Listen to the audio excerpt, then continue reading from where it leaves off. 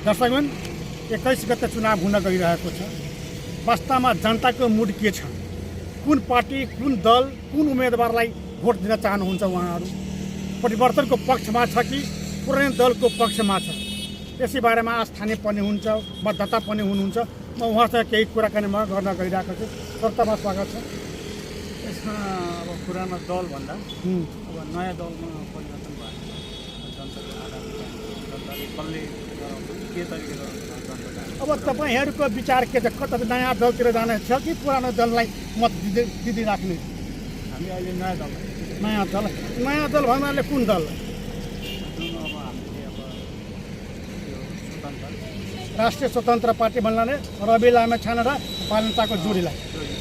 और रवि लामेछाने र बालनशाहमा यस्तो के कुरा तपाईँले देख्नु भएको छ? उहाँ मत दिनुहुन्छ भने यो नयाँ जोस हो। अब नयाँ पार्टीलाई अब केही गर्छन् कि भन्ने यो पुरानो दललाई किन नदिने त? उनीहरूले चलाएको धेरै वर्ष भयो। धेरै वर्ष 35 वर्ष त 35 वर्षमा विकास गरेको छ कि छैन? हुनु खासै त्यस्तो छैन। हल्का आफ्नो केही अब गरेको। जति हुनुपर्ने हो त्यति गरेको छैन। जति जनताको सोच हुनुपर्ने हो, जति गर्नुपर्ने हो त्यति भएको छैन। भएको छैन। त्यसर्थ परिवर्तन हुनुपर्छ। परिवर्तन एकचोटि तपाईँ रवि लामेछाने र बालनशाह अर्थात् राष्ट्रिय स्वतन्त्र पार्टीलाई मत दिनुहुन्छ।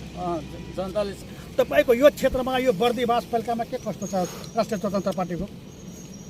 राष्ट्रिय स्वतन्त्र पार्टीको छ। अहिले नयाँमा धेरै मान्छेहरू उत्साह भइरहेको छ, बिस्तारै बिस्तारै बढिरहेको छ। बढिरहेको छ।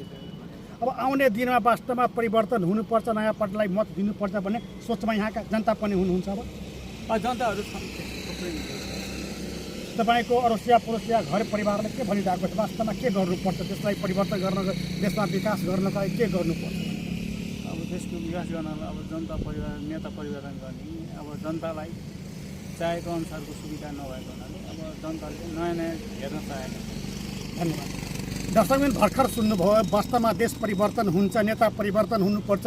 पुरानो नेताले जे जति गर्यो राम्रै गरियो। अब उहाँले जे जति गरेको छैन। अब नयाँ दललाई, नयाँ नेतालाई मत दिनुपर्छ। उहाँले आफ्नो विचार राख्नु भएको छ।